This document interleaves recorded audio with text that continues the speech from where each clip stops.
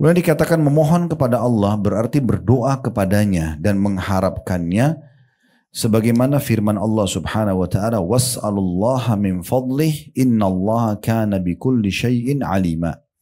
Dan mohonlah kepada Allah sebagian dari karunia-Nya. Sesungguhnya Allah itu maha mengetahui segala sesuatunya. Jadi maksudnya minta apa saja dari Allah. Jangan ibu minta kepada Allah, Bu, apa yang ibu anggap besar saja. Misalnya nanti kalau sudah nggak sembuh, sudah 30 dokter dikonsultasi nggak sembuh, baru sholat malam. Ya. Baru umroh, baru mohon sama Allah, keliru. Allah dulu, baru ikhtiar manusia. Perhatikan kita disuruh berdoa kapan? Sebelum memulai aktivitas. Berdoa sebelum makan, berdoa sebelum tidur, berdoa sebelum keluar rumah. Itu kan doa sebelum. Nah itu yang kita lakukan. Jadi sebelum berobat berdoa dulu, libatkan Allah. Nanti Allah mudahkan dokter yang cocok, resep yang cocok. Makanya resep dokter itu cuma tertulis semoga lekas sembuh, gak ada. Anda pasti sembuh itu gak ada. Ya. Jadi yang sembuhin kita itu Allah. Sebabnya mereka saja. Kalau Allah gak mau sembuh, gak akan sembuh. Biar kita konsul sama dokter terbaik pun gak akan sembuh. Kan begitu poinnya.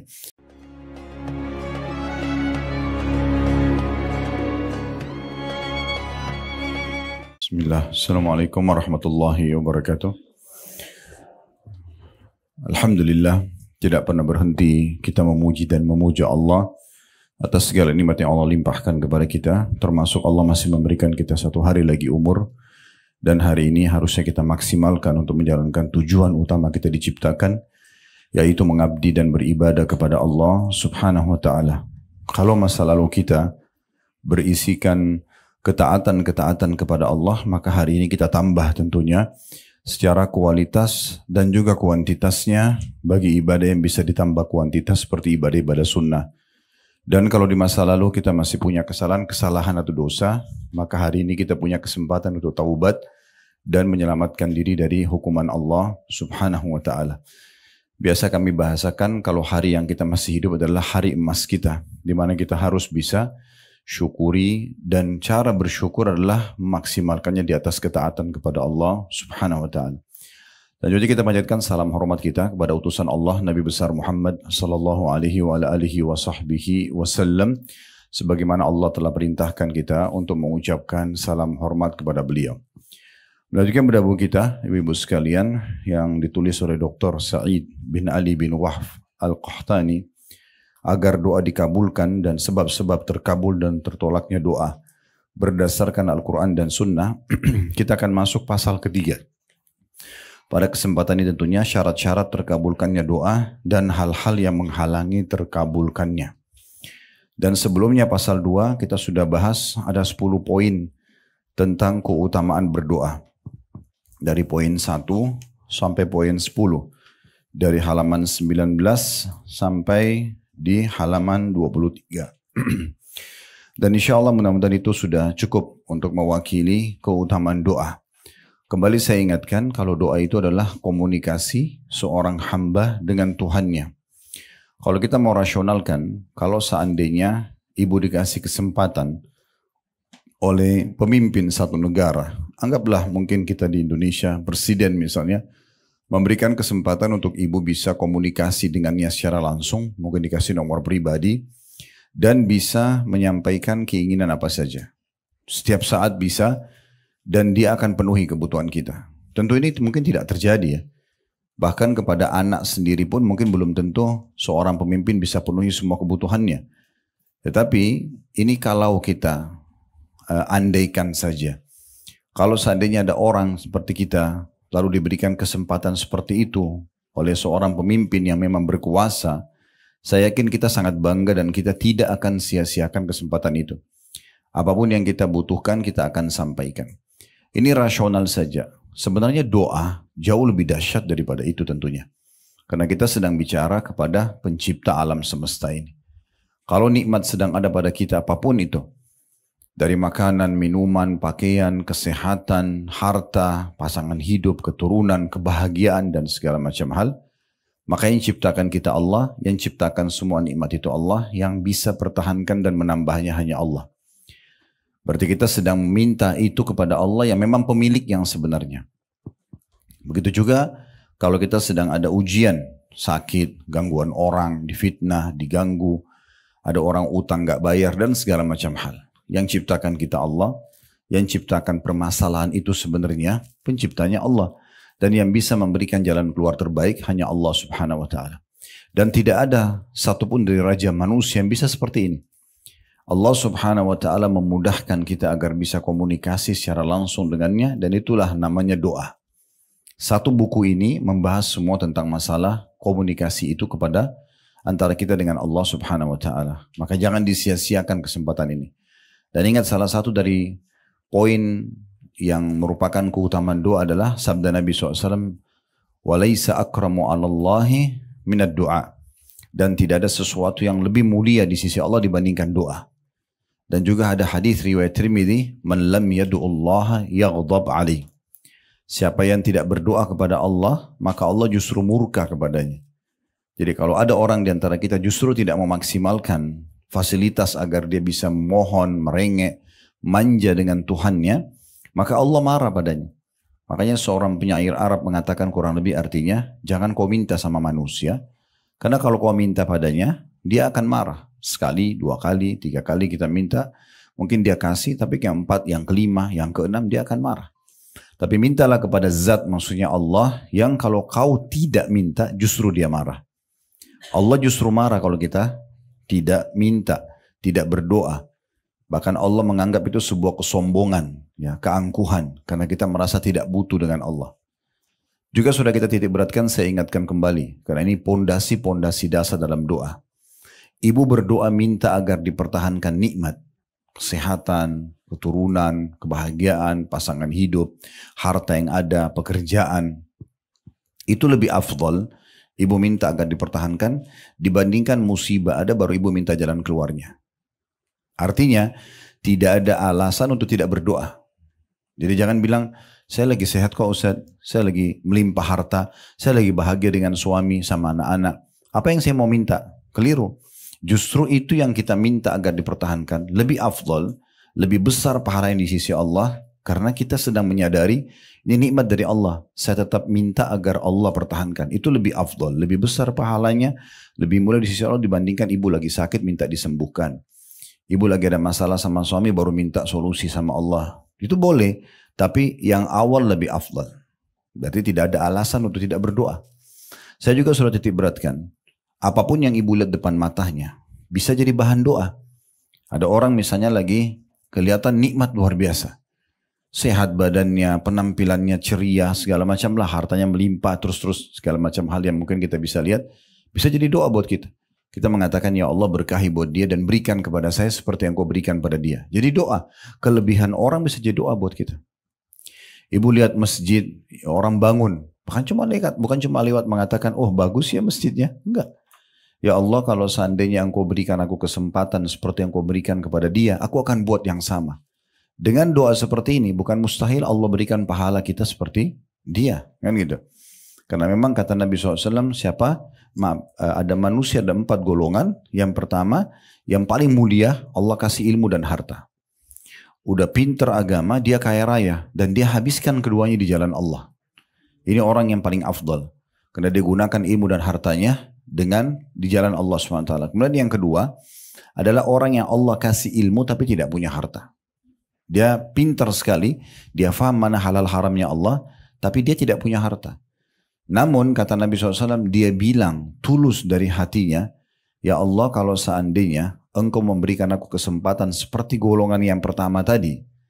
Misalnya yang pertama itu punya harta, punya ilmu, dia bangun masjid, rumah anak yatim, pesantren, segala macam. Dan yang kedua ini tidak punya harta, dia nggak bisa bangun pesantren, nggak bisa bangun masjid dan segala macam. Tapi dia dengan niat tulusnya dan ilmunya dia mengatakan, ya Allah kalau seandainya engkau berikan aku seperti yang kau berikan si fulan, yang golongan pertama, saya akan buat yang sama. Kata Nabi SAW, dengan niatnya itu, dengan ketulusannya, Allah akan kasih pahala mereka sama. Bayangkan hadis ini Bu, kalau ibu setiap lewat di satu jalan, ada masjid dibangun, bukan cuma lewatin. Ya Allah kalau engkau berikan aku kesempatan seperti orang yang bangun masjid ini, aku akan lakukan juga. Berapa banyak masjid? Di Jakarta Selatan itu kalau tidak salah, datanya 2000 lebih ya. Sekitar begitu ya. Seluruh Jakarta itu di atas 12.000, 13.000 masjid dan musola. Berapa banyak kita bisa dapat pahala dengan doa kita itu. Belum kita bicara pesantren, belum kita bicara rumah tahfidz Quran, belum kita bicara semua majelis ta'lim. Orang yang buat majelis ta'lim misalnya, kita belum bisa punya kesempatan, kita berdoa. Berharap kita bisa buat seperti mereka. Setiap kali lihat orang pergi haji dan umroh, jangan cuma bilang, oh dia pergi haji dan umroh ya. Kenapa enggak berdoa? Kenapa enggak jadikan itu momen untuk mendapat pahala yang sama? Ya Allah, kalau engkau berikan aku kesempatan yang sama, aku akan lakukan. Maka sama pahalanya. Kan gitu. Nah ini poin yang tidak boleh luput dari kita berhubungan dengan masalah doa. Dan hati-hati juga dengan golongan ketiga dan keempat. Kalau golongan ketiga adalah orang yang Allah kasih harta tapi tidak punya ilmu. Habis uangnya bangun karaoke, diskotik, foya-foya, judi, mabuk. Misal, dia tidak ada ilmu agama, dia punya harta melimpah. Jadi disalahgunakan hartanya. Ini orang yang buruk kata Nabi SAW. Golongan keempat lebih buruk lagi. Nggak punya ilmu, nggak punya harta. Udah bodoh, miskin. Tapi yang dia lihat golongan ketiga. Yang punya harta, habis untuk maksiat. Maka dia mengatakan, kalau saya punya harta yang sama, saya buat seperti orang ini. Maka sama-sama dosanya. Dia nggak bangun diskotik, dia nggak bangun karaoke, dia nggak judi, tapi sama dosanya karena dia niat ingin seperti orang itu. Jadi poin-poin seperti ini harus betul-betul menjadi pondasi dasar. Ya. Jadi kalau orang punya kelebihan depan mata kita, kita bisa jadikan momen untuk berdoa. Begitu juga kalau orang punya kekurangan. Ada orang cacat salah fisik, ada orang lebih sedikit misalnya kedudukannya di mata masyarakat daripada kita, lebih sedikit hartanya. Kita bisa jadikan doa misalnya, atau ada ujian pada dia. Ya Allah, selamatkan aku selamanya dengan keluarga aku dari apa yang kau ujikan kepada orang ini. Kan bisa jadi doa. Dan kita juga bisa doakan dia, ya Allah, keluarkan dia dari permasalahannya misalnya. Karena memang kalau kita doakan seseorang kebaikan dan Allah kabulkan, misalnya sembuh dari penyakitnya, lunas dari utangnya dan segala macam, maka nanti kalau orang ini keluar dari permasalahan dan kena hasil dari doa kita, selama dia aktivitas setelah keluar dari permasalahannya, kita akan panen pahala dia. Nah ini pondasi-pondasi dasar yang harus difahami dalam masalah doa. Jadi tidak ada alasan untuk tidak berdoa, dan memang dia ibadah yang sangat mulia di sisi Allah Subhanahu wa taala. Karena orang-orang yang berdoa itu berarti orang-orang yang dekat dengan Allah Subhanahu wa taala. Jadi kita kembali ke hadis tadi, laisa syai'un akrama Allahi taala minad du'a, tidak ada sesuatu yang lebih mulia terhadap Allah daripada berdoa itu. Itu ada di pasal sebelumnya ya, di pasal kedua, di poin nomor 7, di halaman 21 ya. Itu tentang masalah ya, bagaimana tidak ada yang lebih mulia di sisi Allah daripada doa.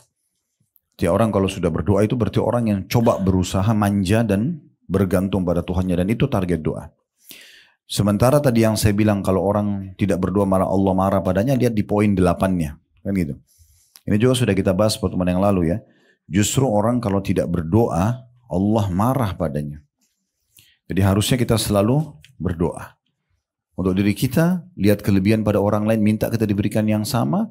Dan kalau ada musibah sedang menimpa orang lain, kita minta berlindung agar Allah tidak ujikan itu pada kita. Gitu ya. Baik, kita akan masuk sekarang lanjutannya ibu-ibu sekalian, pasal ketiga berhubungan dengan masalah syarat-syarat terkabulkannya doa dan hal-hal yang menghalangi terkabulnya. Tentu kalau kita tanya diri kita semua apakah kita mau diterima doanya, tentu kita mengatakan iya. Karena setiap kali kita sampaikan Allah kabulkan. Tentu semua orang mau minta apapun ya. Nah kita harus penuhi syarat. Di dalam bab pasal ini, penulis menulis atau memilih 5 syarat yang akan kita coba bedah ya. Mudah-mudahan bisa selesai. Kalau tidak maka beberapa poinnya dulu, karena ini cukup panjang. Tapi ini syarat penting. Mirip begini Bu, Ibu kalau misalnya mau masuk ke satu kantor untuk bekerja. Dibukalah peluang kerja di kantor A, dan kita sebenarnya pengen kerja di situ. Lalu kita hanya lewat dan mengatakan saya pengen kerja di sini. Kita nggak pernah tanya, nggak pernah ikutin syaratnya. Gimana caranya? Syaratnya harus biodata, harus serahkan ijazah, harus dan itu misalnya. Tapi kita nggak pernah, kita cuma bilang saya mau kerja di situ. Nggak akan ada hasilnya, nggak akan ada hasilnya. Ya, itulah pentingnya syarat. Ya, itulah pentingnya syarat-syarat. Makanya ada syaratnya supaya doa kita bisa diterima. makin ibu penuhi syarat ini, maka makin cepat penerimaan doanya. Kita akan bacakan apa yang ditulis oleh penulis di halaman 25 di pasal ketiga ya. Syarat-syarat terkabulnya doa dan hal-hal yang menghalangi terkabulnya doa dan ta'awudz. Ta'awudz itu dalam kurung mohon perlindungan. Berlindung kepada Allah dari apa yang kita khawatirkan. Itu ibarat senjata kata beliau. Ibarat senjata. Maksudnya tidak ada yang lebih kuat daripada ini. Kalau senjata yang kita pakai berperang bu, tembak, pistol misalnya atau yang sejenisnya ya, senapan dan seterusnya, itu mungkin jangkauannya terbatas. Kapan dia kita tembakin ke tembok yang kuat, mungkin tembok itu bisa tembus, bisa tidak. Belum tentu kena sasaran musuh kita. Tetapi kalau doa itu beda. Apapun bisa ditembus dengan doa. Sampai ke dalam hati manusia yang tadinya mungkin benci kita bisa berbalik menjadi menyukai kita. Misalnya. Atau orang yang jahat bisa jadi baik kepada kita. Atau keadaan kita yang sudah terpuruk. Ekonomi terpuruk, kesehatan terpuruk bisa berbalik menjadi 180 derajat. Menjadi sehat, menjadi kaya. Itu semua hanya doa. Makanya bahasa penulis ini penting sekali ya. Doa, minta apapun kepada Allah. Dan ta'awud, minta berlindung kepada Allah dari masalah yang sedang dihadapin. Itu ibarat senjata. Kehebatan senjata bergantung kepada pemakainya.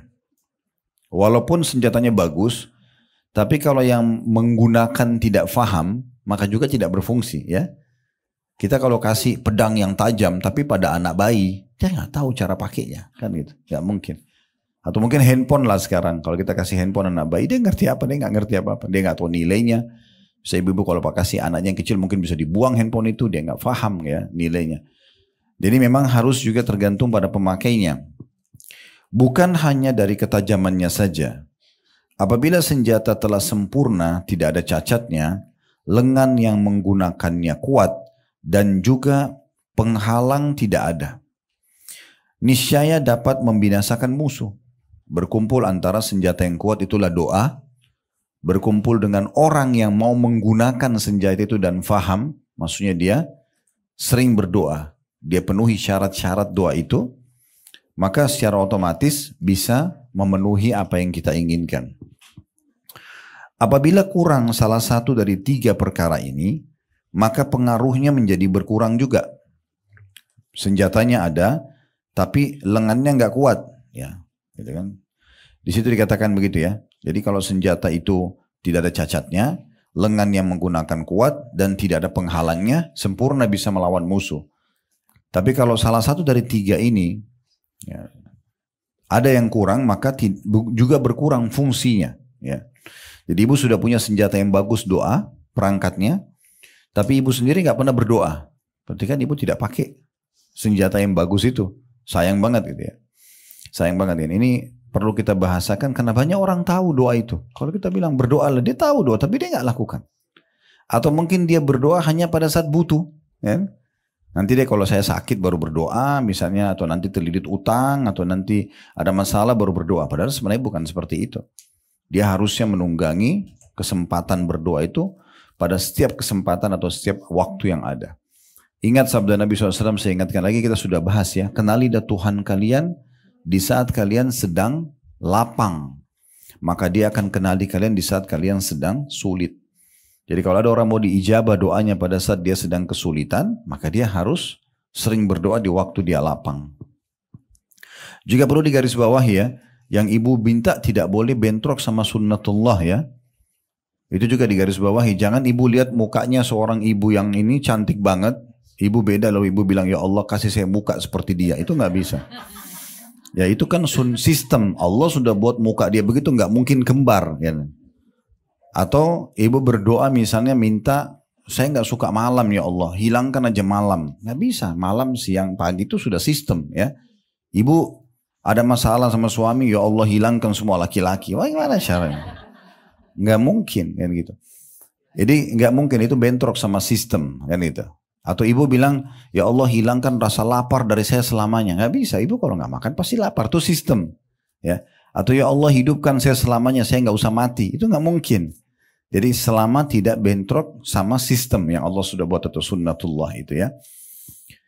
Lalu dikatakan demikian pula dengan doa. Apabila isi doa tidak baik, atau orang yang berdoa tidak menggabungkan antara hati dan lisannya, atau adanya penghalang bagi terkabulnya doa, maka doa tidak akan berhasil.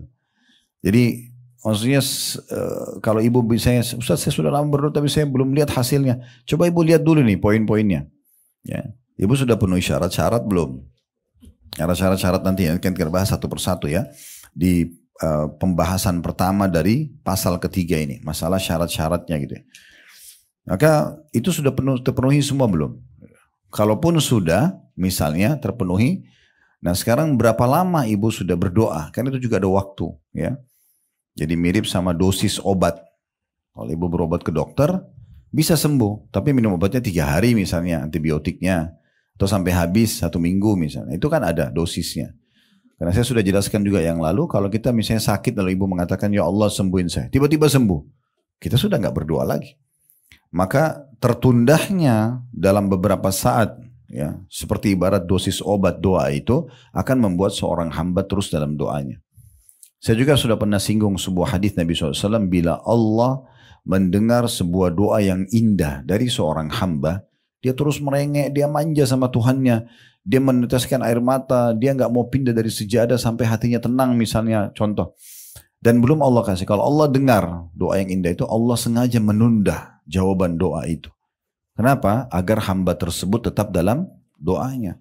2-3 hari, 1 minggu, 1 bulan dia berdoa. Kalau dia lihat hasil daripada pahalanya, selain diijabahnya apa yang merupakan hajat dia di dunia, maka mungkin dia berharap sepanjang hidup dia berdoa terus. Nah seperti itulah. Pembahasan pertama di sini dikatakan oleh beliau, berikut saya akan jelaskan kepada Anda syarat-syarat dikabulkan doa dan hal-hal yang dapat menghalangi terkabulkannya. Di pembahasan pertama, jadi ada 2 seakan-akan beliau mau bahas ini ya. Beliau akan bahas tentang syarat-syarat diterimanya doa, kemudian juga mungkin ada nanti tentang penghalang terhadap diijabahnya doa itu. Pembahasan pertama, syarat-syarat terkabulnya doa. Jadi kalau terpenuhi syarat ini, maka umumnya doa itu pasti akan diterima. Syarat secara etimologi atau bahasa adalah tanda dan alamat. Secara terminologi atau istilah ya, ialah apa yang tidak adanya mengharuskan tidak adanya sesuatu. Tetapi adanya tidak mesti menyebabkan adanya sesuatu dan tidak pula tidak ada secara zatnya. Maksudnya definisi saja. Intinya ibu kan walaupun tidak disebutkan definisi sudah paham apa itu syarat ya. Tidak mungkin terpenuhi apa yang kita inginkan tanpa penuhi syarat kan begitu. Nah itu sebenarnya poinnya. Terus dikatakan syarat-syarat terpenting bagi tergabulnya doa ada yang pertama ikhlas. Nah, di situ dikatakan syarat pertama. Ini tadi saya bilang ya ada kurang lebih 5 syarat yang saya lihat di sini ditulis oleh penulis ya. Itu dari halaman 26 syarat pertama. Itu sampai nanti di syarat yang terakhir, yang kelima itu di halaman 38. Ya. Jadi dari halaman 26 sampai 38 ya 12 lembar gitu ya. 12 bagian bahasan gitu ya. Saya tidak tahu ini bisa kita selesaikan atau tidak, tapi kita coba bahas ya. Karena saya sudah bahasakan ibu-ibu sekalian, target kita bukan menyelesaikan buku. Target kita adalah memahami isi buku. Karena kalau cuma selesaikan buku 1 kali pertemuan saya bisa bacain selesai gitu kan. Tapi bagaimana kita poin demi poin bisa jelas semuanya. Syarat pertama diterimanya doa. Dan syarat untuk diterima semua amal. Wajib ini bukan pilihan. Ikhlas. Ya. Dan ikhlas dikatakan yaitu membersihkan doa dan amal dari segala yang mencampurinya dan menjadikannya hanya untuk Allah semata. Yang tiada sekutu baginya. N-nya besar kata ganti Allah. Tidak tercampur riya. Ingin dipuji oleh orang, tidak pula berbangga-bangga diri. Bahasa Arabnya sum'ah. Saya sudah sekian tahun berdoa, saya sudah bangun sekian banyak masjid, nah gitu ya. Bukan mengharap materi yang bakal sirna dan bukan pula karena berpura-pura berdoa. Melainkan mengharap pahala dari Allah dan takut kepada azabnya serta mengharapkan keridoannya. Ini 1 paragraf kurang lebih definisi sekaligus penjelasan tentang apa itu ikhlas. Ya, saya ulangi lagi diperhatikan. Ikhlas itu yaitu membersihkan doa dan amal dari segala yang mencampurinya, ya, dan menjadikannya hanya untuk Allah semata yang tiada sekutu baginya, tidak bercampur ria, tidak pula berbangga-bangga diri dengan ibadah atau doa itu, bukan mengharapkan materi yang bakal sirna. Jadi berdoa supaya dibayar orang gitu ya. Karena banyak orang begitu datang berdoa supaya dapat duit, dapat makanan misalnya. Dan bukan pula karena berpura-pura saja. Karena orang lagi diat atau depan kamera, jadi angkat tangan berdoa ya. Seperti biasa dekat Ka'bah itu banyak orang gitu ya. Angkat tangan seakan-akan berdoa lalu difoto sama temannya. Dan depan orang semua lagi. Saya nggak tahu apa maksudnya. Kita mau jabarkan bukan ria. Dari mana gitu. Ya. Karena dia sudah angkat tangan tidak lagi berdoa. Pura-pura gitu. Melainkan dia betul-betul tidak ada semua itu. Mengharapkan pahala saja dari Allah. Dan juga dia takut kepada siksa Allah. Kalau tidak berdoa ya. Dan juga mengharapkan keridhaannya. Sesungguhnya Allah telah memerintahkan ikhlas dalam Al-Quran. Salah satu ayatnya, atau dimulai dari ayat surah Al-A'raf ayat 29. Qul amara rabbi bil qist wa aqimu wujuhakum inda kulli masjidin wad'uuhu mukhlishina lahuddin kama bada'akum ta'udun. Katakanlah, Rabbku menyuruh menegakkan keadilan. Dan katakan pula hai Muhammad, luruskanlah muka atau dirimu di setiap sholat dan sembahlah Allah dengan mengikhlaskan ketaatanmu kepadanya. Sebagaimana dia-nya besar kata ganti Allah, telah menciptakan kamu pada permulaan, demikian pula kamu akan dikembalikan atau kembali kepadanya. Saksi bahasan kita adalah, dan sembahlah Allah. Makna sembah semua ibadah. Ya. Doa, sholat, puasa, sedekah, bakti orang tua, jihad, apa saja, majelis ilmu, semua harus ikhlas karena Allah subhanahu wa ta'ala, baru mendatangkan keberkahan dan mendapatkan keutamaannya. Kemudian dari ayat ini tentunya kita ambil dulu pelajaran, ada dua pesan penting di sini dari Allah subhanahu, atau tiga pesan penting dalam ayat Al-A'raf 29. Yang pertama itu Allah perintahkan berlaku adil, walaupun untuk diri kita sendiri dan orang-orang di sekitar kita. Itu mungkin ada bahasan sendiri bab adil, tapi yang jelas kita disuruh berbuat adil dalam setiap hal. Termasuk kalau ibu-ibu diamanahkan anak-anak sama Allah, tidak boleh dibedain. Harus semua sama. Laki-laki dan perempuan sama pemberiannya. Ya, mungkin yang sedikit berbeda adalah porsi. Kalau masih bayi sama sudah besar, porsi makanannya beda misalnya, ukuran baju beda. Tapi standar itu tidak boleh. Makanya pernah Nu'man ibn Bashir, ayahnya Nu'man, dua-duanya sahabat. Nu'man sahabat, Bashir sahabat. Kebetulan Bashir ini punya anak beberapa orang bu, dan dia melihat di antara semua anaknya yang paling bakti namanya Nu'man. Dia datang kepada Nabi SAW lalu mengatakan, ya Rasulullah, ini Nu'man karena anak saya yang paling bakti, saya mau khususkan pemberian buat dia. Dan dia minta Nabi jadi saksi. Maka Nabi SAW tanya, hai Bashir, kau kasih semua anakmu sama nggak? Dia bilang tidak ya Rasulullah. Kata Nabi SAW, saya nggak mau jadi saksi. Lalu Nabi tanya balik, hai Bashir, kau mau semua anakmu berbakti sama kau nanti pada saat mereka besar, sama standar baktinya? Semua santun, semua ramah, semua ngurus kamu kalau sudah tua? Dia mengatakan iya. Kata Nabi SAW, sama ratakan mereka. Harus sama. Ya. Berikan porsi makanan sama semua. Apalagi kalau dekat-dekat umurnya ya. Berikan pakaian apa saja, nilainya harus sama. Kalau yang saya buat itu, di laptop saya pun saya susun tuh. Nama anak-anak, kalau ada satu anak yang beli mainan misalnya, yang lain tidak, saya beli saldo anak yang lain tuh. Jadi kita kasih saldonya, misalnya 50 ribu nih, yang lain kakak adiknya nggak beli. Ya sudah, anak ini punya 50 ribu. Dia bisa beli untuk yang lainnya. Dia bisa mau bawa tambah uang sakunya atau apa itu terserah. Karena nanti Allah akan tanya, ini adil nggak? Beda pemberian hidup begini, namanya hibah sama warisan. Nah kalau warisan memang laki-laki 2, perempuan 1, itu memang hukum Allah begitu ya. Karena anak laki-laki wajib kita nafkahi sampai balik saja, anak perempuan dinafkahi sampai sudah menikah. Sampai menikah gitu kan. Makanya perempuan selalu aman, sebelum nikah wajib dinafkahi oleh ayahnya, setelah nikah wajib dinafkahi oleh suaminya. Anak laki-laki tidak seperti itu, makanya Allah kasih warisan mereka lebih banyak ya, dan tidak boleh dilanggar ini bu ya. Di negara kita sayangnya semoga Allah kasih hidayah, masih banyak orang yang begitu. Datang mengeluh sama saya, Ustaz, ini kakak saya perempuan gak setuju kalau dia dapat setengah, dia atau 1, kami dapat 2. Nah, itu hukum Allah. Terus saya mau jawab bagaimana? Ya harusnya difahami kalau itu hukum Allah gitu ya. Karena memang perempuan sudah terjamin dari setiap keadaan. Jadi kalau ada perempuan masih gadis misalnya belum nikah, walaupun sampai 40 tahun ayahnya tetap wajib menafkahinya. Jadi makan, minum, tidur tetap dijamin. Setelah nikah suaminya yang atur. Tidak ada sesuatu yang dikhawatirkan, gitu kan? Kalau laki-laki nggak bisa. Anak laki-laki itu hanya sampai balik. Kalau sudah balik, ibu dan suami masih biaya anak yang sudah balik laki-laki itu sudah sunnah. Bukan kewajiban. Tapi tetap tidak mungkin kita tega gitu ya. Tetapi hukum agamanya begitu. Anak laki-laki itu dia sudah balik itu kayak sudah boleh bekerja kan gitu. Nah seperti itu. Itu harus berlaku adil. Ya. Berlaku adil juga untuk diri kita sendiri. Seperti kita mengatur porsi makan, porsi tidur, porsi berolahraga itu namanya berlaku adil. Ini babnya panjang sekali ya. Tapi Allah perintahkan kita berbuat qist atau keadilan dalam segala hal. Termasuk menengahi orang, jangan karena ini punya hubungan kerabat, lalu kemudian kita bela dia, nggak bisa. Atau ini teman dekat kita, salah ya salah. Ya, dan itu harus kita terapkan dalam hidup kita, biarkan orang lain tahu, oh kalau sama ibu ini saya nggak bisa buat apa-apa, karena pasti yang benar ya benar, ya salah. Nah itu memang pribadi kita seperti itu seorang muslim. Itu pesan pertama. Pesan yang kedua, ini yang disebutkan bahwasanya kita diperintahkan untuk mengikhlaskan niat kepada Allah Subhanahu wa taala dalam setiap ibadah.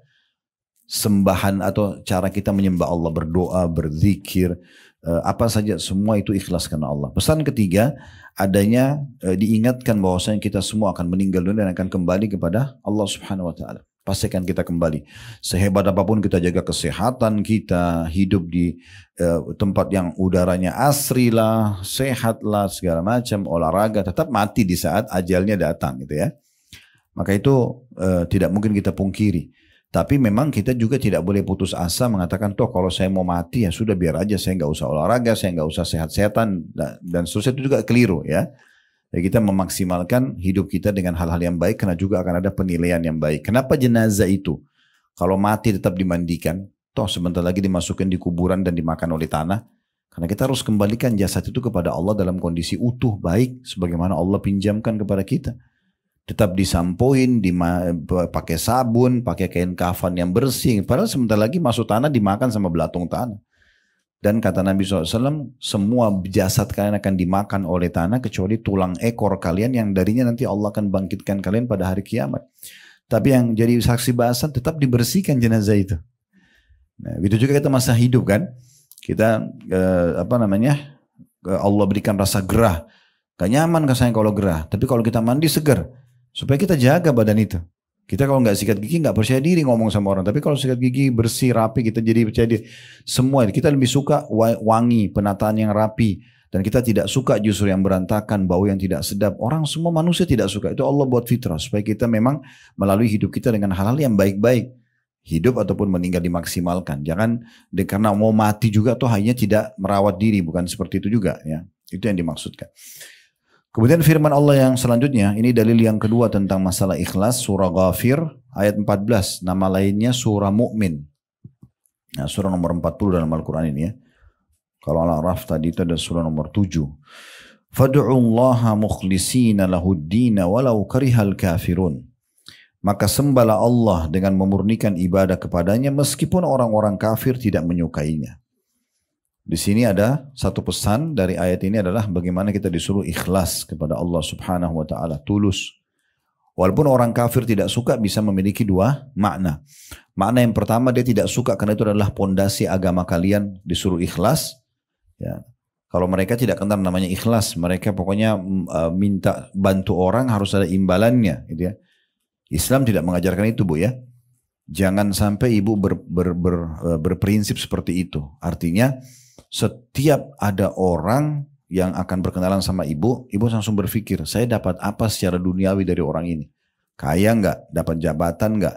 Dapat ini? Itu nggak bisa dalam Islam, nggak ada. Kita disuruh berteman sama semua orang, mau kaya mau miskin, ya, semua kita berteman sama mereka. Selama mereka adalah orang-orang yang beriman yang bisa menambah iman kita, kenapa kita tidak berbaur sama mereka? Yang dilarang hanya bergaul sama orang-orang fasik, orang munafik, ya. Fasik itu ahli maksiat, hidupnya semua penuh dengan pelanggaran agama. Jangan kita terpengaruh nanti. Dia ke neraka, kita ke neraka. Dia dihukum, kita dihukum kan gitu. Tapi selama tidak kita berteman sama semua orang. Dan memang Islam menyuruh mendahulukan untuk mencari pahala dibandingkan urusan dunia. Berteman sama orang bagaimana kita bermanfaat bagi dia. Bagaimana kita bisa menjadikan teman kita, lingkungan kita, pasangan kita, anak-anak kita, segala macam ini adalah sumber pahala buat kita, gitu kan? Bukan bagaimana saya bisa meraih keuntungan dari dia. Nah itu poin yang harus kita garis bawahi. Nah itu perbedaan kita sama orang-orang kafir. Mereka suka itu sebagai pondasi agama kalian atau tidak suka nggak usah peduli, ya. Atau kalau mereka hidupnya selalu menghubungkan antara apa yang mereka lakukan buat orang lain harus ada unsur timbal baliknya, dibayar dengan duit dulu, gitu kan? Maka itu berarti juga sifat orang kafir. Orang muslim tidak seperti itu. Kita dibalas, misalnya ibu kirim makanan ke tetangga, dibalas lagi makan atau tidak bagi kita nggak penting. Karena bagi saya sudah memberi, saya sudah sedekah. Kok dia kasih juga ya alhamdulillah. Gak usah bilang ini tetangga nggak tahu diri ini ya. Saya sudah kirim makanan, masa kembali piring kosong. Nah, berarti ibu nggak ikhlas. Ya, berharap ada unsur timbal balik, kirim baju harus ada baju juga, kan? Atau itu enggak dalam Islam enggak ada itu. Kita dahulukan gimana dicatat pahala oleh Allah SWT. Kalau orang kasih kita enggak ada masalah tanpa kita minta ya. Karena membuka pintu mengemis minta-minta haram dalam Islam. Haram enggak boleh. Masuk dalam kategori dosa besar, Bu. Bahkan dalam hadis yang sahih dijelaskan Nabi SAW melarang umatnya meminta-minta kalau masih bisa makan sehari sekali. Kalau masih punya makanan hari itu, nggak boleh minta. Satu kali makan itu sudah nggak boleh minta. Yang boleh itu kalau betul-betul dia sudah kelaparan, dia akan mati kalau nggak makan. Itu baru boleh buka pintu minta. Itu pun minta di saat itu saja. Dan tidak ada sama sekali pintu yang lain. Kata Nabi SAW, tidak ada orang yang membuka pintu mengemis, kecuali Allah akan bukakan baginya pintu kemiskinan. Hidupnya akan terhina. Makanya sebagian ulama salaf mengatakan, jangan buka pintu-pintu minta atau mengemis itu, karena dia akan mendatangkan kehinaan pada diri orang tersebut. Sekarang atau jangka panjang, gitu kan? Misal kita minta nih sekarang sama orang. Satu waktu anggaplah ekonomi kita jadi baik. Kita ketemu sama orang tersebut. Mungkin kita lebih baik sekarang ekonomi dari dia. Tapi kan ada kenangan dulu kita pernah minta. Kan begitu ya?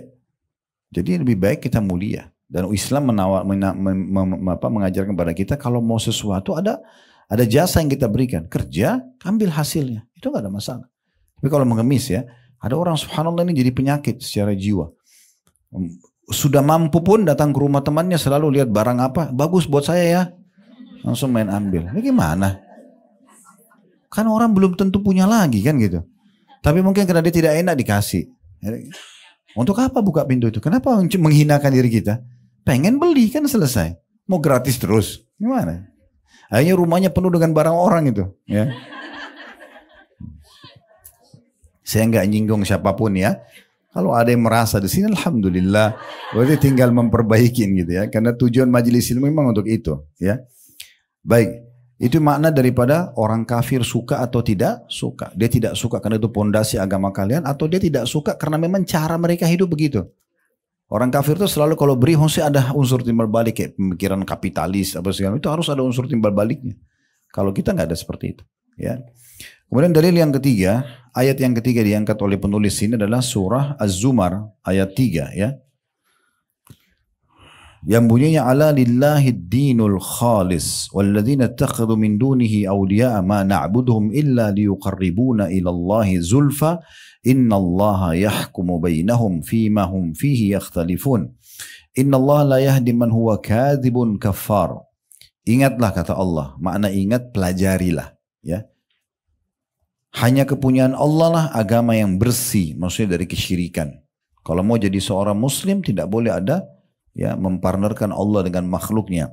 Dan orang-orang yang mengambil pelindung selain Allah, mereka berkata, kami tidak menyembah mereka, kuburan kah, patung kah, jimat-jimat kah. Kami tidak menggunakan ini, melainkan supaya mendekatkan diri kami kepada Allah dengan sedekat-dekatnya. Sesungguhnya Allah akan memutuskan di antara mereka tentang apa yang mereka berselisih padanya.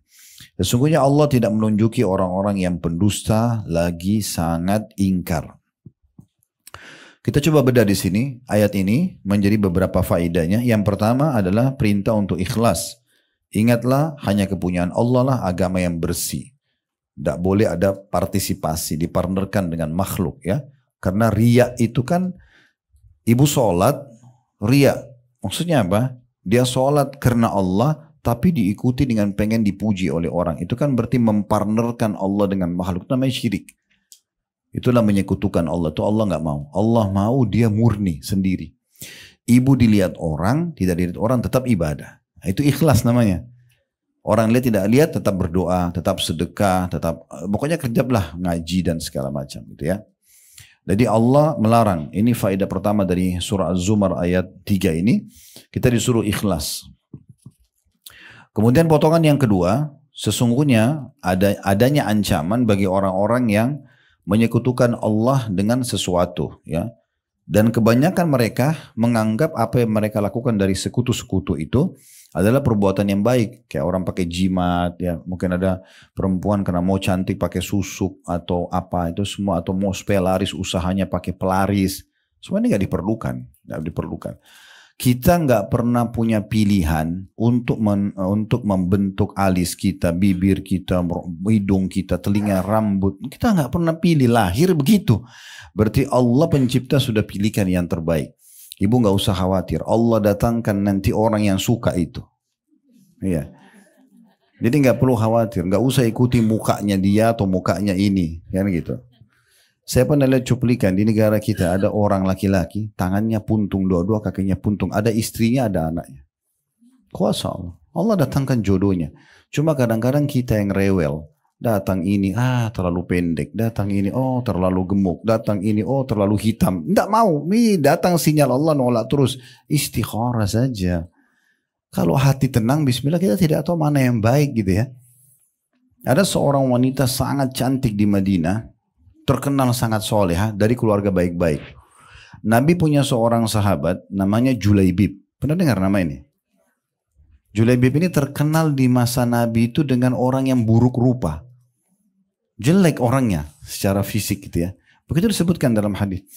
Terus Nabi lihat Julaibib ini orangnya tampangnya buruk ya, jelek, tambah badannya kecil, kurus. Nabi datang ketemu dia, lalu Nabi mengatakan, "Hai Julaibib, kenapa kau tidak nikah?" Dia bilang, dia tahu diri, dia mengatakan, "Ya Rasulullah, siapa yang mau sama saya nih?" Dia tahu diri, dia bilang, "Siapa yang mau?" Kata Nabi, "Saya akan coba nikahkan kamu." Nabi pilih salah satu rumah orang Ansar yang ada perempuan cantik ini. Tapi dia terkenal keimanannya, sangat kuat imannya perempuan. Lalu Nabi SAW ucapin salam, disambut sama pemilik rumah. Nabi bilang, orang-orang Arab tuh biasanya kalau mau melamar dia bilang, "Kami punya hajat pada kalian." Kata-kata hajat ini berarti mau melamar gitu. Nabi bilang, "Kami punya hajat dengan kalian." Ini tuan rumahnya kira Nabi yang mau melamar. "Oh, selamat datang ya Rasulullah," sambut. Nabi bilang, "Bukan buat saya, buat Julaibib ini." Terus orang tuanya perempuan ini bilang, "Sebentar, kalau untuk Julaibib kami tanya dulu anaknya." Begitu kalau ibu baca kisahnya itu ya. Kami tanya dulu anaknya mau nggak ini? Karena Julaibib dikenal memang buruk rupa gitu ya. Maka pas waktu ayah ibunya ini nyambut Nabi, rupanya si anak gadis ini dengar dari dalam. Langsung dia mengatakan, "Wahai ayah dan ibu, apakah Anda berdua akan menolak lamarannya Rasulullah?" Ini yang lamarin Nabi nih. Bukan orang biasa. Gak mungkin dia sembarangan datangin orang. Maka karena itu lamaran Rasulullah, nikahkan saya sama Julaibib. Ya. Akhirnya menikah. Baru berapa hari menikah terjadi perang dan Julaibib ikut berperang mati syahid. Dan waktu Nabi ketemukan jenazahnya Julaibib itu digendong oleh Nabi. Di sebelahnya Julaibib ada 7 orang kafir yang dibunuh sama dia. Dia mati syahid dan dia juga membunuh orang kafir. Dan dengan itu istrinya ini dapat syafaatnya kan masuk surga. Allah balas dengan begitu. Nah seperti itu gambarannya. Tapi itu cuma sebagai contoh saja gitu ya. Jadi sebenarnya orang tidak butuh untuk pakai hal-hal yang membuat dia menyekutukan Allah nanti ya. Karena di Indonesia ini dukun-dukun, karena dia tahu kita mayoritas muslim, mereka pakai kedok ya. Penampilannya seperti ustadz, seperti kiai, waduh, padahal dukun ya. Ini hati-hati sekali. Jadi kalau mau suami suka, pakai alam manusia aja ya. Nggak usah lintas alam. Bawa foto ke dukun buat lintas, datangkan jin. Lintas alam supaya suami suka. Untuk apa? Tatapan mata yang syahdu, ucapan yang santun, jaman tangan yang ramah, tulus dari hati, selesai. Manusia suka. Itu saja kok cara manusia. Untuk apa pakai cara yang lain, mantra-mantra segala macam, makanannya, minumannya, pakaiannya, omong kosong semua ini ya. Kesyirikan kepada Allah, nggak boleh. Nggak boleh, itu diantaranya. Jadi nggak boleh. Kemudian selanjutnya, yang ketiga yang bisa diambil adalah bagaimana Allah Subhanahu wa taala memastikan kalau Allah akan menghakimi orang-orang yang berbuat kesalahan seperti ini, dan juga Allah tidak akan pernah memberikan petunjuk bagi orang-orang yang dusta dan sangat ingkar, ya. Selanjutnya ayat yang keempat, saksi bahasan sudah jelas tadi di poin kedua ya, atau di poin pertamanya dalam surah Az-Zumar ini tentang Allah suruh kita ikhlas. Kemudian selanjutnya surah Al-Bayyinah ayat 5, Allah Subhanahu wa taala berfirman, "Wa ma umiru illa liya'budullaha mukhlishina lahud-din hunafa'a wa yuqimus salata wa yu'tuz zakah wa dzalika dinul qayyimah." Padahal mereka tidak disuruh kecuali supaya menyembah Allah dengan memurnikan ketaatan kepadanya dalam menjalankan agama yang lurus, dan supaya mereka mendirikan sholat dan menunaikan zakat, dan yang demikian itu adalah agama yang lurus. Saksi bahasan kita di sini adalah ada dua. Yang pertama, perintah menyembah Allah dengan memurnikan ketaatan kepadanya. Maksudnya tidak ada unsur manusia, tidak ingin dipuji oleh manusia segala macam. Memberi memang karena Allah, sujud dan ruku'un karena Allah, berdoa karena Allah, baca Quran karena Allah, semua karena Allah. Jadi tidak ingin pujian manusia. Ya. Dan perlu saya tambahkan poin di sini, ibu kalau lihat ada temannya ahli ibadah, keluarganya suka ibadah, jangan dipuji depannya ya. Tidak boleh dipuji. Kamu tadi sholat bagus banget ya. Itu jangan dipuji, nggak boleh ya. Karena jangan sampai dia ikhlas jadi berubah. Ya, makanya pernah ada orang di masa Nabi SAW sholatnya bagus banget, jadi sangat bagus tuh maknina, takbiratul ihram, rukunya, i'tidalnya, sujud, semua dengan tenang sampai salam. Tapi itu agak jauh dari Nabi. Ada orang duduk di sebelah Nabi bilang begini, ya Rasulullah, saya suka banget dengan sholatnya orang ini, luar biasa gitu, maksudnya khusyuk. Nabi bilang, jangan kau perdengarkan itu, karena kau perdengarkan pada dia, kau akan membinasakannya. Sekarang ikhlas sudah bagus nih. Begitu kau bilang, oh tadi sholatmu bagus ya. Wah dia ikutin jadi riak kan. Jadi masalah itu ya. Jadi gak usah dipuji-puji. Nah sama ibu juga kalau buat baik, gak usah tunggu dipuji. Ibu bantu orang nih. Terus dia ambil langsung dia pergi. Jangan bilang ini orang gak tahu terima kasih. Lo memang mau dipuji sama dia atau memang ikhlas kan Allah. Ya sekarang biarin aja. Makin orang terima pemberian kita, makin kita dipuji makin bagus. Kita makin bersih hatinya kan. Dan setiap kali sudah berbuat amal, lupain aja. Sudah dicatat oleh malaikat. Tidak usah diingat-ingat. Ini biasa kalau kita suka ingat-ingat ini, itu jadi senjata buat syaitan itu. Oh saya sudah 1 tahun ini sholat malam terus. Nah, diingat-ingat. Akhirnya syaitan bisa tunggangi tuh. Lagi ngobrol sama teman-teman, mereka ngomongin, oh saya kok susah sekali bangun sholat malam ya. Syaitan bisikin, bu kan kamu sholat malam 1 tahun kan gitu. Ceritain pengalamannya. Baru bisikannya bagus gitu kan, supaya mereka juga termotivasi. Ini omong kosong, ya. Kan tidak perlu begitu. Apa yang motivasi ibu dulu mau sholat malam, cuplikan ceramah misalnya, kirim aja ke grup kasih mereka. Gak usah kita ceritain diri kita, karena antara ikhlas sama riya ini tipis sekali. Kan itu. Kita tadinya ikhlas bisa jadi riya, padahal sudah ikhlas, itu kan bahaya sekali. Jadi harus hati-hati sekali masalah itu. Itu poin yang pertama. Poin yang kedua, kita diperintahkan untuk mendirikan sholat dan juga menunaikan zakat. 2 rukun Islam yang sudah masyhur tentunya. Baik, itu tadi 5 ayat Al-Quran yang diangkat oleh penulis sebagai dalil tentang masalah perintah ikhlas. Sekarang kita masuk, beliau mengangkat hadis Nabi SAW. Ya, di situ ada sebuah hadis yang diangkat.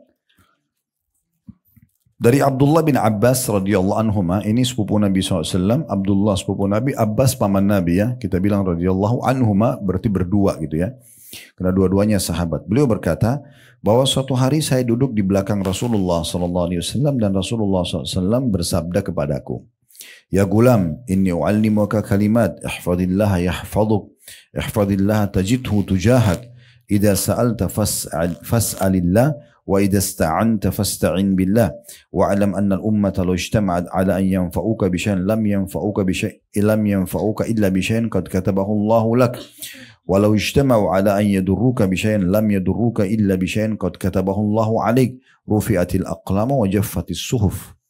Ya, sebelum saya baca terjemahan ini, hadis yang paling agung berhubungan dengan masalah ya agama kita dan bagaimana menjalin hubungan baik dengan Sang Pencipta Allah Subhanahu wa taala.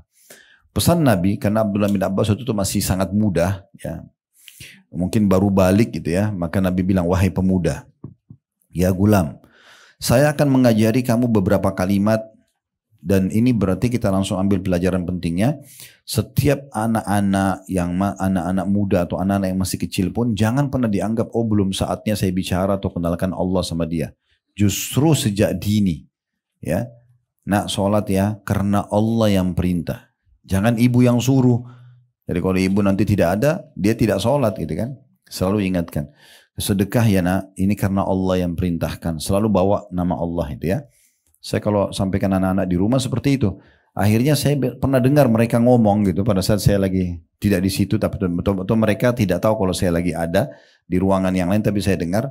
Kadang-kadang kalau mereka saling mengingatkan, nggak boleh loh, Allah larang. Mereka nggak bilang ayah atau ibu. Nah itu poin penting, itu pesan ya. Selalu bawa namanya Allah. Karena secara fitrah manusia tahu Tuhannya.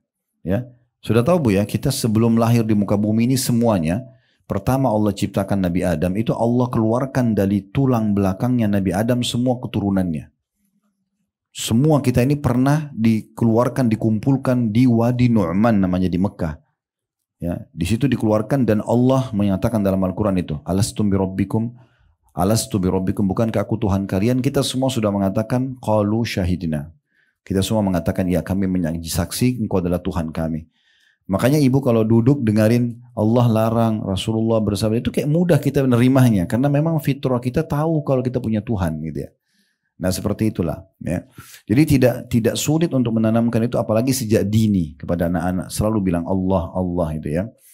Hai anak muda, saya akan mengajari kamu beberapa kalimat. Nah ini berarti anak-anak muda mulai diajarkan. Pesannya adalah peliharalah perintah dan larangan Allah.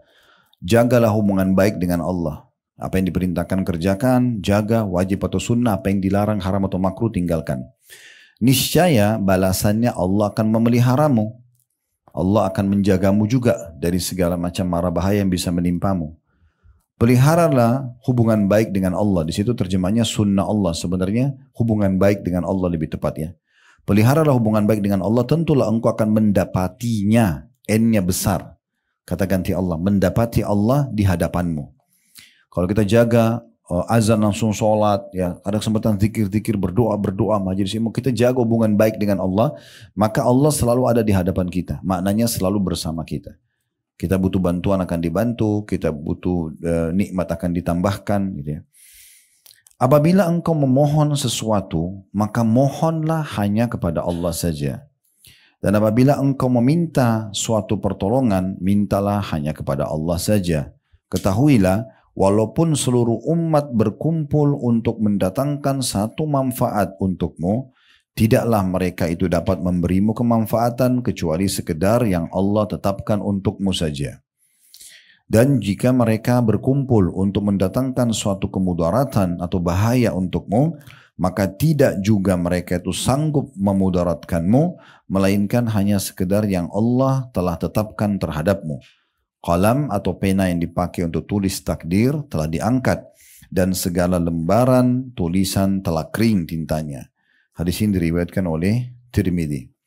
Hadis ini banyak sekali pelajaran ya. Jadi yang pertama tadi sudah kita sebutkan, saya ingatkan kembali pentingnya menanamkan nama Allah dan menyebut Allah itu di depan anak-anak muda, anak-anak kita ya. Itu kita biasakan mengucapkan itu. Yang kedua, adanya anjuran untuk menjaga hubungan baik dengan Allah. Hubungan baik dengan Allah itu kita jaga perintahnya. Wajib ataupun sunnah. Termasuk sunnah Bu ya. Jadi ibu kalau jaga amalan-amalan sunnah kayak sholat sunnah, puasa sunnah, zikir, baca Quran. Ini akan memudahkan ibu menjaga yang wajib. Ya. Orang kalau sibuk menjaga yang sunnah, yang wajib terjaga.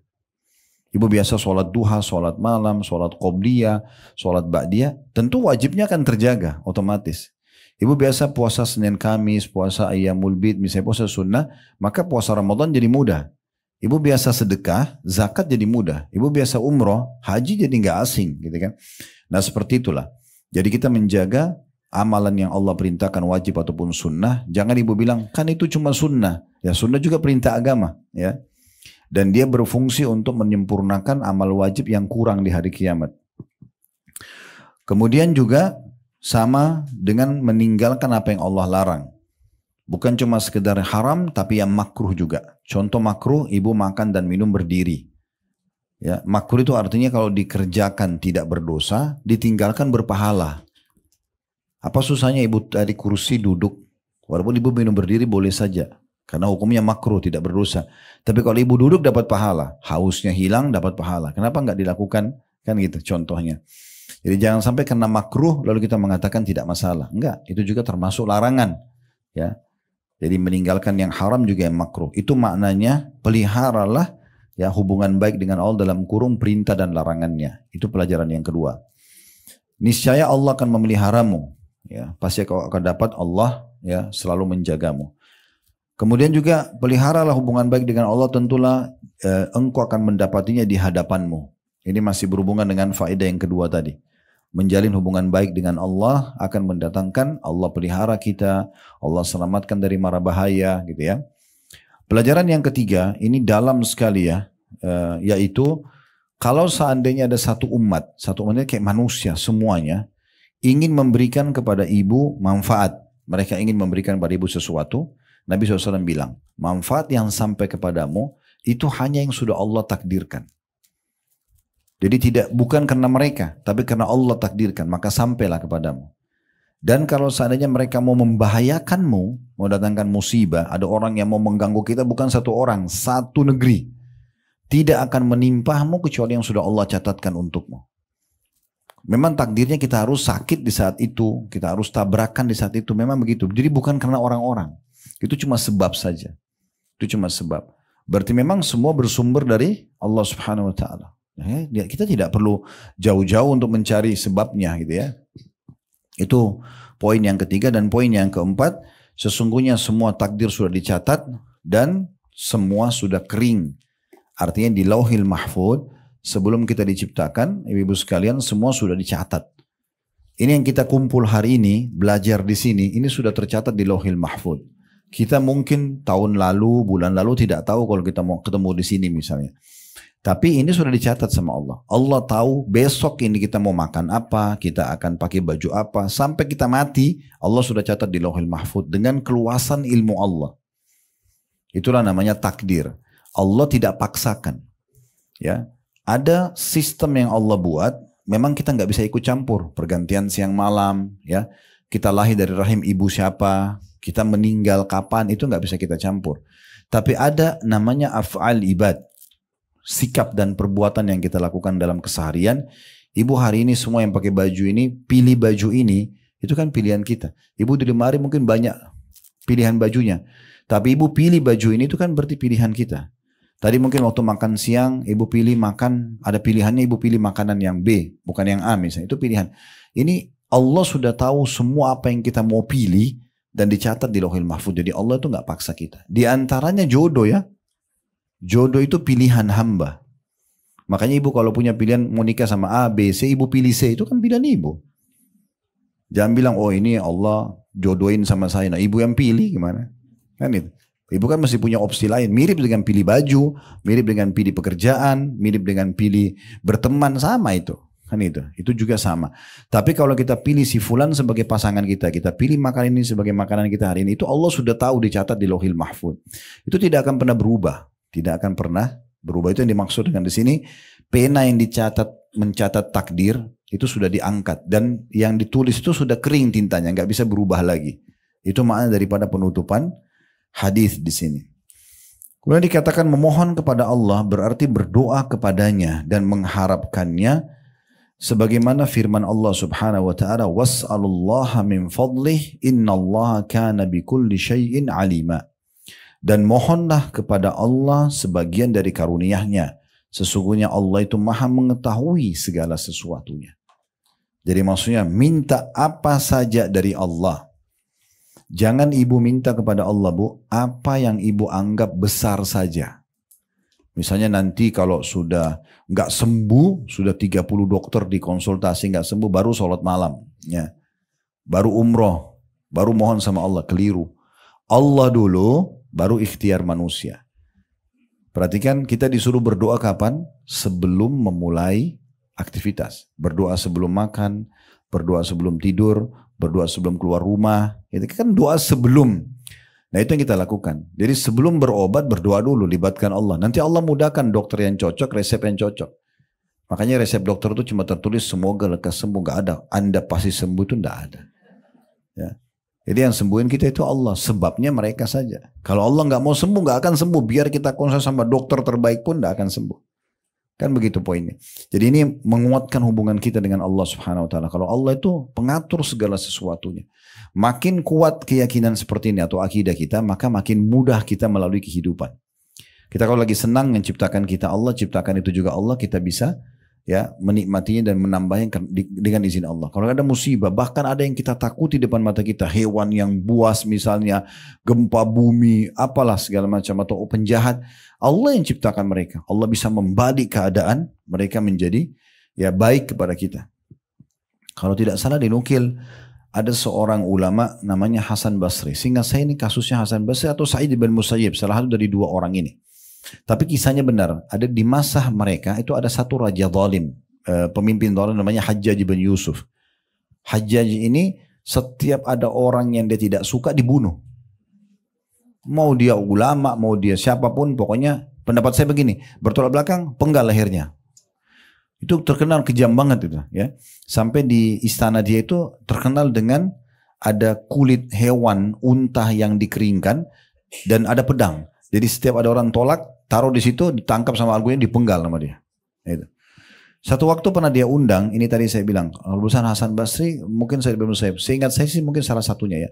Yang jelas datang, dan pada saat dipanggil ini biasanya sudah nasibnya 50% hidup, 50% mati. Karena dia akan tanya banyak hal, menjebak, kalau salah dibunuh gitu kan.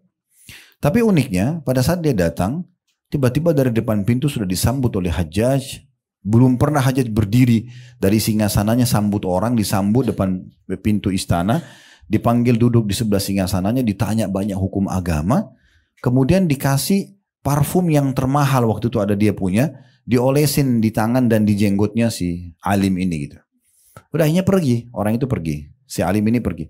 Begitu pergi ditanya oleh orang-orang, kami sangat yakin tadi waktu Anda dipanggil ini cuman kehidupan Anda cuma tinggal pada saat ngobrol aja sama dia. Karena dia memang sering gitu. Terjebak orang, dibunuh gitu. Apa yang Anda ucapkan? Kenapa Anda bisa selamat dari jahatnya orang ini? Dan tadi waktu Anda masuk, saya lihat mulut Anda komat kamit. Dia bilang, saya berdoa kepada Allah, ya Allah jadikanlah kejahatannya ya, dan keganasan orang ini justru menjadi kebaikan dan kasih sayang buat saya. Allah balik orang jahat itu jadi baik buat dia. Dan begitu semuanya ya. Jadi tidak ada yang mustahil. Kisah yang lain adalah seorang salafus saleh pernah dia tidur di sebuah hutan, karena masa dulu orang cuma handalkan cahaya matahari. Tiba maghrib dia sudah di tengah hutan, dia tidur. Dia bangun sholat tahajud, begitu dia selesai 2 rakaat pertama, depan mata dia ada harimau meraung dengan keras, gigi taringnya kelihatan, udah lapar mau makan dia. Dia berpikir kalau saya coba melawan, harimau lebih kuat, lari lebih kencang. Lalu dia mengatakan, kalau seandainya, dia bilang hadap harimau itu, kalau seandainya Allah yang telah menciptakan saya dan kamu mengutusmu untuk memakanku, takdirku dimakan sama kamu, saya tidak akan melawan. Tapi kalau kau datang untuk mengganggu ibadahku dengan Allah, aku akan minta kepada Allah untuk membinasakanmu. Dia bilang sama harimau itu begitu, dengan penuh keyakinan. Maka harimau itu tiba-tiba menutup mulutnya lalu meninggalkan orang ini. Seganas apapun harimau itu makhluknya Allah juga. Itu keyakinan, nama itu akidah. Kalau ini kuat di dirinya ibu-ibu akan hidup bahagia. Karena tenang sekali. Ada nikmat kita berharap tinggal minta sama Allah. Mau rumah besar, mau amal soleh orang buat, kita bisa minta seperti yang saya bilang. Ada musibah, ada masalah, Allah bisa selamatkan kita. Dengan hanya mohon kepada Allah. Itu kekuatan doa yang luar biasa. Jadi harus ditanamkan betul-betul ya. Yang penting ingat ikhlas karena Allah Subhanahu Wa Taala. Itu poinnya ya. Nanti kita akan masuk insyaAllah poin yang kedua. Mungkin begitu saja. Subhanakallahumma bihamdika. Asyhadu an la ilaha illa anta astaghfiruka wa atubu ilaik. Wassalamualaikum warahmatullahi wabarakatuh.